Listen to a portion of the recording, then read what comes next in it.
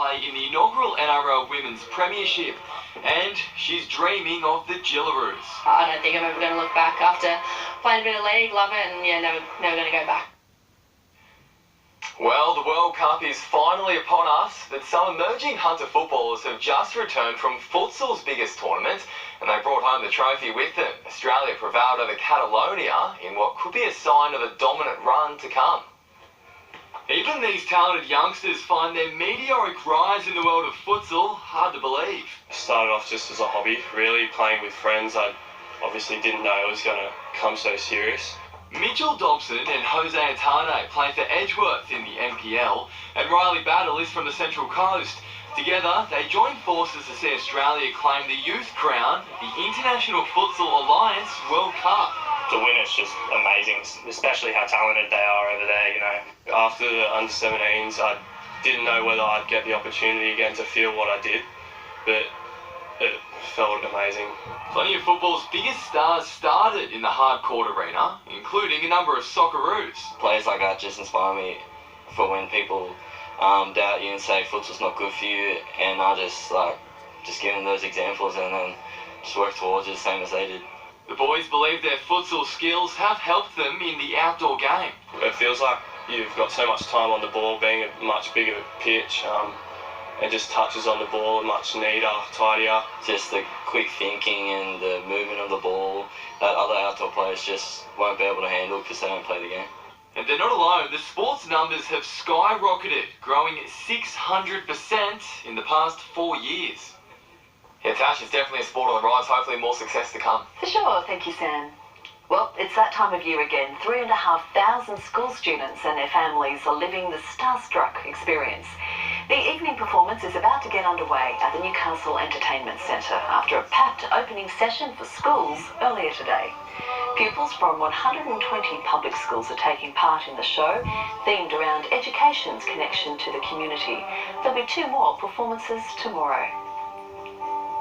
They're looking great, aren't they? Next up, Gavin Morris has the weather.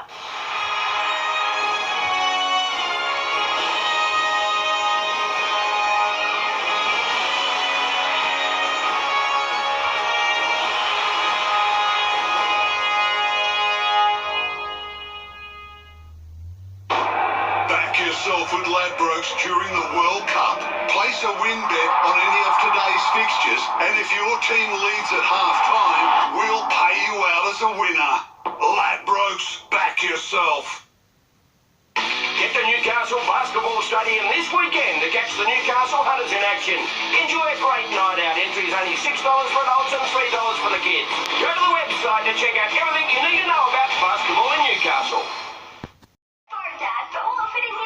Not a problem, buddy, with the Furniture Shed Designer app. Choose a shed type, select a roof, make it the size you want, add internal walls, windows, doors, change your colour scheme and get a quote. Furniture Shed Designer, anywhere, anytime. Maitland Port Stevens Toyota stock take clearance. With huge savings on their entire range. 10 million must, but remember, Don't sign anything until you talk to the trusted Toyota specialist. Maitland Port Stevens Toyota. I love that Australia has these amazing extremes. Even the harshest places have these beautiful natural surfaces.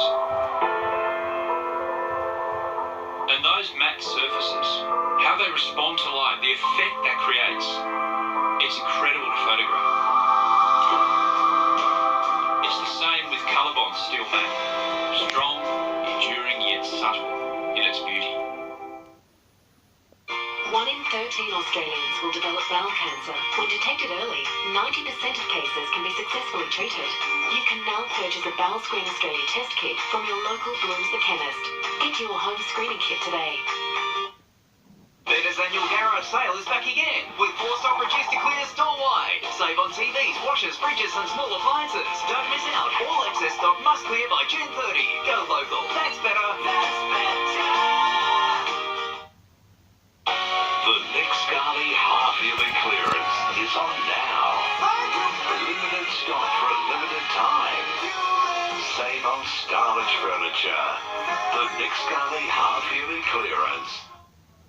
When our plans start coming to life. Highgrove Bathrooms has us covered with their massive end of financial year sale. Save up to 40% off their huge designer range that'll suit any style and every budget. Make it yours with Highgrove Bathrooms. Stepping into luxury should feel achievable. That's why at Lexus we believe luxury should come standard. And with the Lexus end of financial year event comes yet another reason to drive away in luxury. With exceptional value on selected Lexus vehicles, stepping into luxury has never been more attainable. Visit your Lexus dealer today. Tonight's weather is proudly brought to you by the Burton family, Maitland and Port Stephens Toyota. Call in for their best prices on new Toyotas and pre-owned vehicles.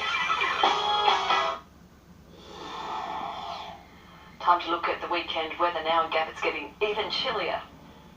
Yes, it certainly is, Tash. We're starting to feel those winds build throughout today. The temperatures are going to drop further. The waters aren't going to look like this, though. It is going to be, well, just a little blustery affair this weekend, and it's going to be somewhat cold on the water as well. On the bright side, the good news is the ski season is underway. 40 centimetres so far, and the numbers just keep accumulating and will continue to do so overnight, throughout tomorrow and right across the weekend. This is a vigorous system. You can see it spiralling around a big, intense low, hammering Tassie, Victoria, southern New South Wales, and there's the line of cold air ready to pass over us, beginning from tomorrow, and then even colder as we move into Sunday. Once all of this hits us, temperatures will drop further.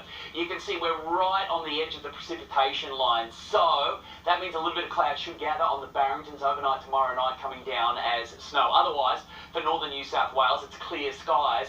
All the shower activity, the sleet, the rain and the snow will be happening right throughout the southeast across the mountain areas. Sydney's going to be fine and sunny and dry and cold and windy like us tomorrow. Brisbane's still not bad.